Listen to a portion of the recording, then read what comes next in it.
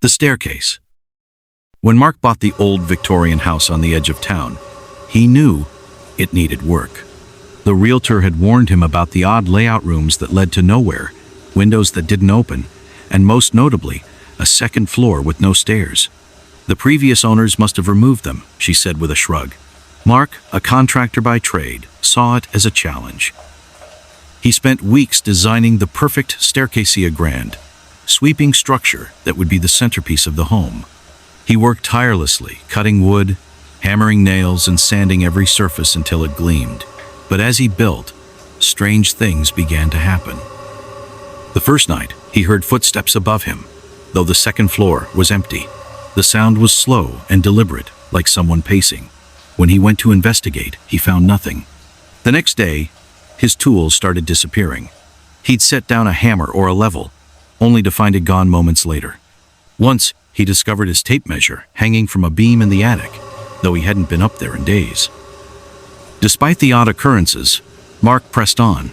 The staircase began to take shape, its polished banister and intricate spindles a testament to his skill. But the higher he built, the heavier the air in the house became. It felt as though the walls were closing in, and the shadows seemed to stretch longer than they should. One evening, as he put the finishing touches on the top step, Mark heard a voice of faint, raspy whisper that seemed to come from the stairs themselves. "Thank you." He spun around, but the house was empty. His heart raced as he grabbed his tools and left for the night. He told himself it was just his imagination, but deep down, he knew something was wrong. The next morning, Mark returned to find the staircase had changed. The wood, once smooth and polished, was now warped and splintered, as if it had aged decades overnight.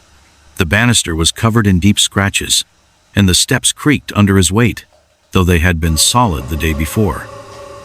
That's when he saw Ida figure standing at the top of the stairs. It was tall and thin, its body twisted at unnatural angles. Its face was a blur, but he could feel its eyes on him. The voice came again, louder this time. "You built it. Now we can come through." Mark stumbled back, nearly falling down the stairs. He grabbed a crowbar and swung at the figure, but it vanished before he could make contact. The house shook, and the walls began to crack. From the staircase came a chorus of whispers, growing louder and more frantic. He tried to leave, but the front door wouldn't open. The windows were sealed shut. The only way out was up the staircase he had built.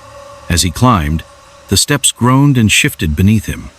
The air grew colder, and the whispers turned to laughter. When he reached the top, the figure was waiting for him. It reached out, its long, bony fingers brushing against his face. "You shouldn't have built it," it said. "Now you'll stay with us." Mark's screams echoed through the house, but no one heard them. The next day, the house was silent. The staircase stood as he had built it, pristine and gleaming. And at the top, a single handprint marred the banister, as if someone or something had been leaning there, waiting. The realtor returned a week later, showing the house to a new couple. "It's a bit of a fixer-upper," she said, "but it has so much potential." As they walked through the empty rooms, the woman paused at the foot of the staircase. "Did you hear that?" she asked. Her husband shook his head. "Hear what?"